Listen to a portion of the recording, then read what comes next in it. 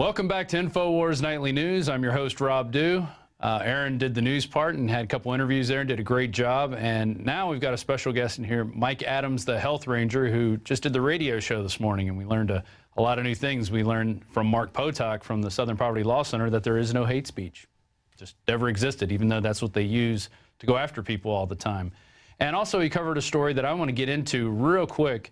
And it's about this man, Andrew Werdis, who was in Roswell, Georgia, and the man ended up committing suicide over the fact that his house was going to be foreclosed on. The city was coming after him for all these ridiculous code violations. They wouldn't give him any assistance, not doing what a city servant is supposed to do, but acting like a bureaucratic official. So with that, we're going to turn to Mike Adams, the health ranger. How you doing, sir? Hey, Rob. Good to join you, man. Yeah. A lot going on. A lot going on. So let's get right into the city of Roswell incident. Tell us a little bit about what happened. Well, first of all, Andrew Werdis is dead. He set his house on fire with himself inside the house.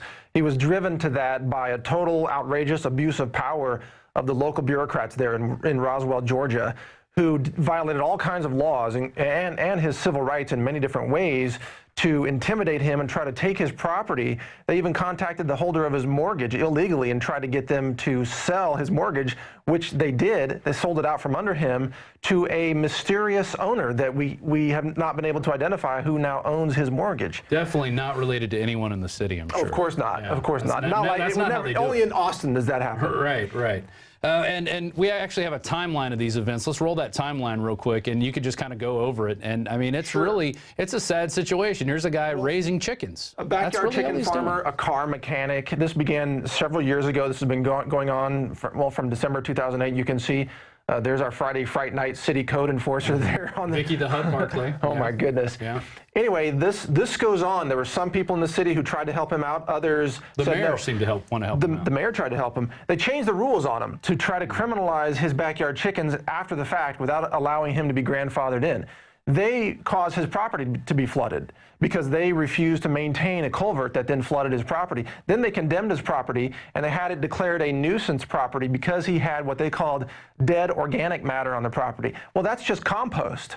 Yeah. That's like, I compost on my property, I take chicken scraps, I put them out there, kitchen scraps, excuse me, right. Because I have chickens too. I take chicken scraps, that would be bad. Yeah. I take kitchen scraps and put them outside to make the compost, and I also take care of chickens. I have goats. Do goats poop on the property? Yes, of course they do, but in Roswell, Georgia, they call that a nuisance, and they use that as a reason to put him in jail for code violations. And then from there, they foreclosed on his house. They took it over. And then I guess in the end incident, which happened just late last month, they came to evict him, and he blew the house up. Well, there were some other things that happened, too. When they threw him in jail for 99 days for the code violations that they claimed, they then announced in the local paper that we threw this guy in jail. Well, everybody in town knew that Andrew owned firearms and mechanics tools and other valuable items, so his house was then looted. And the city said, we'll send some police officers over there to take a look, but they didn't really protect him. His house was looted. By the time he got out of jail, he came back and he found that his guns were stolen, his auto tools were stolen, some of his farm tools were stolen, his chickens had been poisoned, his house had been vandalized or looted. This was part of what led to his taking his own life. Demonization effort is what it sounds like. The city, I believe, engaged in a criminal conspiracy to destroy this man's life, and they succeeded. They did. And what are they going to do with that property? They're probably going to sell it to one of their developer friends, or that's what they do in Austin. They get this stuff, they kick people out of it, say it's no humans on it. Oh, but now we're going to put a high-rise on it, or an apartment complex. It's magic. Well, that property appears on the city's map of what they want as a future green zone. Now, by the time people see this and go to the website, the city may cleverly change that map to try to say, no, it wasn't. But we've done the research, and it is in the green zone map. Well, let's go to a couple of these, well, at least one of the code enforcement officials, as she likes to call herself, or she's the supervisor, Vicky Barclay. Let's get the overhead shot of this. We also have a graphic. But what I find funny is on their website, it says, the Code Enforcement Office works each and every day to ensure that Roswell remains safe and a desirable place to live and do business for all our residents and visitors.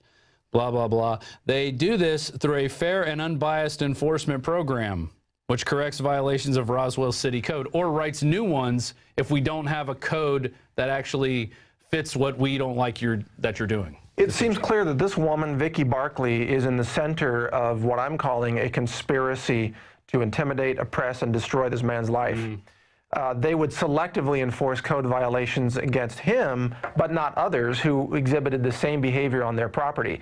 When a flood occurred, because the city failed to maintain their culverts, the flood eroded part of his property, so he brought in a bobcat to help repair and restore the soil. Who gave him the bobcat? I think it was the mayor. It was the mayor. Yeah, loaned him the bobcat. You have the mayor who's on this guy's side, who's trying to help him out. Which it's usually like that in these small town situations. Right. You have the mayor who's a normal, decent guy, and then this council of vultures and other little vultures, petty bureaucrats. Creatures. Here's another skexy, KJ Love, who was she was a city administrator who was helped kind of change the law so he couldn't have the chickens anymore, so they could rewrite that law. That's right. It appears that the law was specifically rewritten to target this one individual and put him in a state of violation that they could then use to escalate the situation, which ultimately led to his death. This is the poison fruits right here of Agenda 21. These people think they now have free reign to go in and just intimidate people and write new laws and kick people out when they find a piece of land that they want, and it's despicable. Right. It's absolutely despicable, and it saddens me in particular, Rob, because I believe that had we known about this man and what was happening, either at InfoWars or where I'm the editor of Natural News, we could have publicized this and prevented this man from dying. Yeah. InfoWars has saved many lives by shedding light on bureaucrats and tyrants who are threatening innocent people. And I believe that this man's life being lost could have been prevented had we known in time and had we been able to take action in time and expose the criminal conspiracy that I believe was taking place by these city administrators. Well, all we can do now is may his death not be in vain. Exactly. Andrew Wordis. We can, get the word out, tell other people. Maybe somebody who's going through the same thing now is going to see this and go, man, I need to reach out. I need to do something, I'm going to put myself out on YouTube and expose these people, because when you shine light on these cockroaches, they'll run for cover because they're in the wrong and they know they're in the wrong. That's why they're doing it with all this color of law stuff. They are counting on these individuals to not have the resources to be able to bring in national attention. Right. And they love the single old people. That's their favorite victim to go after. That's their prey. They see that and they go, oh, we can get that. That's going to be easy. He won't put up a fight, or she won't put up a fight, and they love to go after veterans because they've done their duty and served their country. Especially veterans. And I mean, it's really sick. There's an article, it's on InfoWars, but it's also at Natural News. City of Roswell, Georgia bullies Andrew Wordis to death over his backyard chickens. And you covered a story today about, they want to come after and kill people's pigs in Michigan. Well, yes, and there's a case, Mark Baker is the farmer there, who put out a YouTube video and took a stand, and he's alive today because of that. They were going to raid his farm on April 1 with firearms and shoot and slaughter his entire livestock, and maybe even shoot him if he put up resistance. But they backed off. Why? Because attention was brought to this case from the Farm to Consumer Legal Defense Fund. We covered it at Natural News. It's been covered elsewhere. Alex Jones covered it on his show like 10 days ago or so. The light saves lives. Yeah. So I just want you to remember this too, Rob, that what you do here every day, I know you work hard, man, and I know it can be stressful, but I want you to remember that at the end of the day, you are literally helping save lives from the tyrants by shedding light on the truth here of what's happening. Well, and that's what makes it worth it, and I'm happy to do it because I hate injustice, and I hate when bullies pick on the underdog. Absolutely. And, I wasn't raised that way to take advantage of people, and I hate to see it happen, and it really, really pisses me off. Well, me too. And just to add, I raise backyard chickens. All right, I've got goats. Yeah, clearly, right. Some kind of weird terrorist. If they can do this to him, they could do it to me. You're next. They could do it to you or your family. Anybody around Austin, anybody in Texas who's a farmer, they could just declare your property to be a nuisance zone, and they could come literally shoot your livestock and arrest you or even shoot you. And what gets me is these people are not producers. They're not makers of things. They are these petty little tattletale miscreants. It reminds me of the people when you were in school who were writing names on the board. They were the first one to stand up and go, oh, I'll write your name on the board. Right. I'm good. I'm with the system. Nazi enforcers. It's sick. Let's move on to one of our favorite whipping boys, Monsanto, who's going to sue the entire state of Vermont just because, well, they want to have a right to know genetically engineered food act, and that's what it's H722. And they're going, apparently Monsanto is threatening to sue the state of Vermont. What can you tell us on this? Well, Monsanto is losing this war so badly about the right to know what's in your food that state after state has been putting forth legislation that would allow parents and consumers, all of us, to just know what's in our food, to be able to make an informed decision about whether we want to buy GMO food or non-GMO food. Monsanto sees that as the end of their entire GMO business, which is probably an accurate assessment. So they're in desperation mode now, threatening and intimidating an entire state in this case. And California is probably going to be next because there's a petition effort there to label GMOs. They're trying to intimidate the entire state into saying that if you dare allow this law to be put into action and allow consumers to be informed of what's in their food, then we're going to drag your state through the courts and cost you hundreds of millions of dollars in court fees, and your state can't afford that. So this is another case of corporate bullying of a state that's trying to simply allow its consumers to be informed. Now, could a state like Vermont say, you know what, we're not going to allow Monsanto products in our state? Could they ban those products? Absolutely, they could. Just say, you know, no weed killer, no Roundup. We don't want this crap in here, and we're going to blockade you, like the Trade Federation and Star Wars, if you don't, you know, capitulate. But the federal government would then probably intervene, and they would misquote the Commerce Clause of the Constitution. Oh, of course. And actually, the original intent of the Commerce Clause was to make sure that states could not erect illegal tariffs against interstate trade. So that might actually be one of the only appropriate uses if it were in a different context. But you can bet the federal government would cite the Commerce Clause to try to intervene and allow Monsanto to keep selling its products in the state. And, you know, that, after listening to what I just said, that might sound like a call, you know, for like tyranny of the state. But, you know, the states are allowed to assert their rights. And if they're being sued by these companies, that the research is out there. This stuff is not good for us. It's not. And they hide the research. They try to hide anything that lets people know and make an informed choice. Well, think about this. GMOs are the only product that I can think of that is only successfully sold because consumers don't know they're buying it. That's it.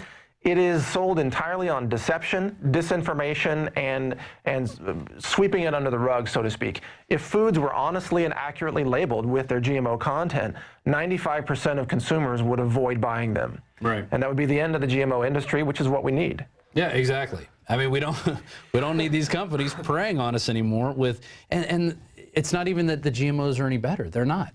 They take more pesticide, which is just poisoning us more, or they have all these reproductive problems, which is most likely intentional. Sure. Well, Monsanto is a lot like Obama, where Monsanto made a lot of campaign promises just like Obama made, and then violated every single one of them. Well, Monsanto's so-called campaign promises were that these seeds would increase production, you would have to use less pesticide, you know, increase yields, better nutrition, and so on. The opposite has been the case. So just as Obama has said, let's have more secret prisons, let's sign the NDAA, let's raid medical marijuana clinics in California. Let's take over farms if we want. Exactly. Monsanto, the facts have turned out that the crop yields are lower, the soil is killed off and dead, crops cannot even grow very well after 5 years, the super weeds are taking over, you have to use more pesticides, more chemicals, which is killing the rivers and the streams downstream. It's a freaking ecological nightmare. Yeah, of course. It cross-pollinates, it ruins the genetic code of the agricultural industry in America. We're talking about a genetic assault on the future of America's agriculture. It's happening now. It's definitely happening now, and now it's coming after, and it's killing the bees. I mean, that's they're finally, after many years of probably lackluster study, they're finally saying, well, you know what, it is chlorphononite. How do you say that again? Well, it's in a class called neonicotinoids. Neonicotinoids is the class, and that's just one example, one chemical in that class of chemical pesticides. Yep, by Bayer. Oh, a loving Bayer. Yeah, who sold tainted HIV blood to the rest of the world. That they former here from chairperson of Bayer served time in prison after the Nuremberg trials for war crimes. That's a piece of history that people don't really tend to acknowledge, but that's part of Bayer's history as well. And so how is it actually killing the bees? What is it doing to them? Is it getting them to where they're not knowing where their colony is, or? Definitely. Understand, these synthetic chemicals, these are designed to attack the nervous systems of insects. That's their killing mechanism.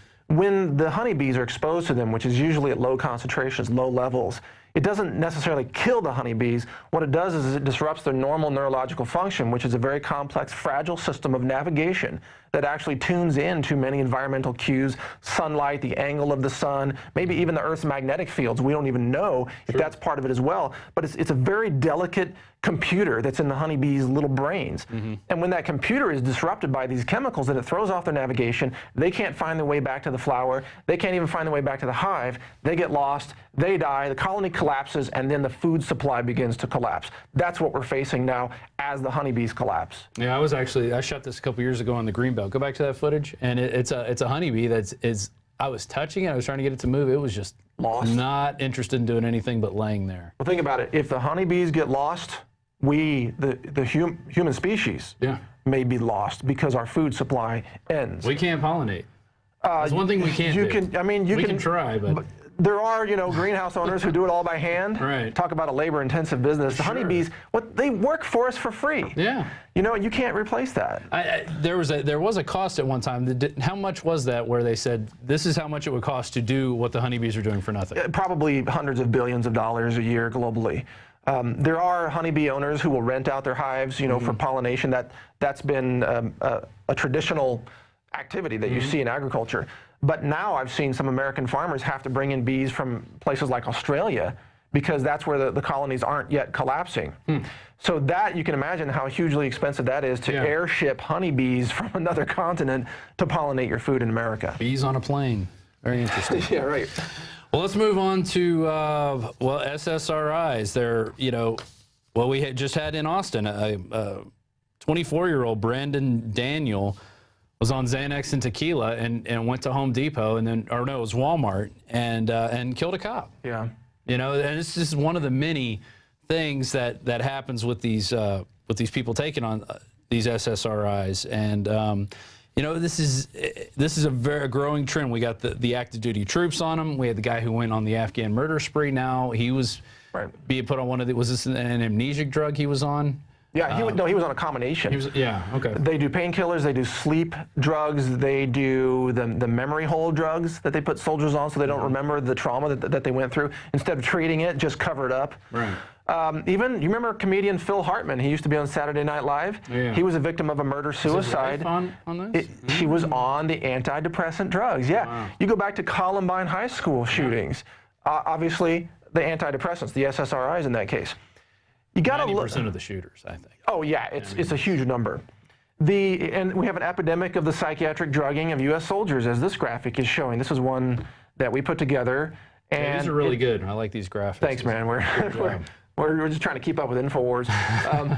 There we go. Look at what it causes: suicides, accidents, violence, and drug addiction. The soldiers are given a 180-day supply of all these psychotropic drugs and then sent out into the field with all these drugs in their hands. And they barter them, they trade them, they take too much, they lose them, they have withdrawals. The most dangerous thing that you can do with these drugs is quit them cold turkey. Right. That's what causes a violent outbreak episode. So for anyone watching who wants to get off of these drugs, make sure you work with your physician or naturopath. Do it slowly, gradually over time. Don't quit cold turkey or you may just snap and end up shooting somebody or shooting your own family member, because these drugs cause you to dissociate from reality. So that young man who shot a police officer in Austin, he may not have even known what he was doing. He may have thought in his mind that he was playing a video game, an Xbox game, that involved a Walmart and some bad guys with guns, and he just thought he was playing a game. And later, he might have realized what actually happened, but at that moment in his mind, he may not at all have been guilty of pulling that trigger and committing that crime. God, I mean, it's just, and this is all these are examples of the system and the lordships above us trying to come out with these panaceas. It's like, oh, here, just take this, just do this. We're going to help you. All this is here to help you, and it's not. It's always these so-called good intentions, which are usually motivated by profits and stealing from people. This is clearly motivated by profit, the psych drugging of soldiers and children and adults in America. Yeah. And the real sad part about it, Rob, is that the scientific studies show that these antidepressants work no better than placebo. So there's absolutely no benefit to them. compared to just taking a sugar pill, let's say, or an olive oil pill. So the scientific fraud that pushes the pills, and then there's profit fraud that takes place, and then the damage that the pills cause, such as the shooting of this police officer in Austin. Who pays for that? Does the drug company pay for that? No. Of course not. They're never at fault at all for creating this stuff. Just like the vaccines, they can't be at fault for giving kids autism. I was looking, actually had my mom send me these pictures, and I didn't bring in my phone with me, but from this edition of National Geographic, they had a study with twins. And there's a graph for identical and fraternal twins, and identical twins are more susceptible. If one gets autism, the other one is more likely to get it too. And my wife brought this up because we're always having the vaccine debate at my house. Oh, really? Let me tell you. That must be fun. And I fight it. I fight it very hardcore. And she came up and showed me this. She goes, well, what does this mean? How come the fraternal twins don't get it? And I said, well, you know, identical twins come from the same genetic makeup, you know, the same egg. And whereas you got fraternal twins, it's two different eggs. So you have two different genetic makeups. So they're not as susceptible, whereas, you know, if you look across the board, the identical twins are more susceptible to alcoholism if one has the other get it, learning disabilities, autism, and that's just because they come from the same genetic makeup, so they're probably getting the same other environmental factors that would trigger that. Yeah, absolutely, that's true. There is some genetic susceptibility to the causes of autism, which most undoubtedly include vaccine adjuvants, the chemicals. But Alex actually hit on something huge the other day that I don't think has even been highlighted enough, which is that there's a whole new wave of vaccines that aren't even vaccines. They're not working on the antibody theory of immune response. They are, in fact, nanotechnology brain-eating injections. They're chemical lobotomies, but they call them vaccines. Right. So autism may be just the earliest example in our society of an injection with a chemical that eats part of your brain or disables part of your neurology. Sure. And in the future, they're going to target adults like you and me. Sure. People who speak out, oh, you have a disorder.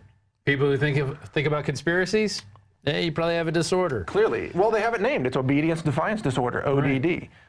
That's already in the DSM of the psychiatric manual. Oh, yeah. Restless leg syndrome. Right. Need a vaccine. You know, there's always going to be something to treat people. Mike, it's always a pleasure to have you in here. Thanks a lot for coming, and I'm sure you'll be back many more times. And it's great having you here in Texas and fighting the fight with us and milking your Nigerian goats. Yeah, happy to be here. Thanks for having me on, Rob. All right.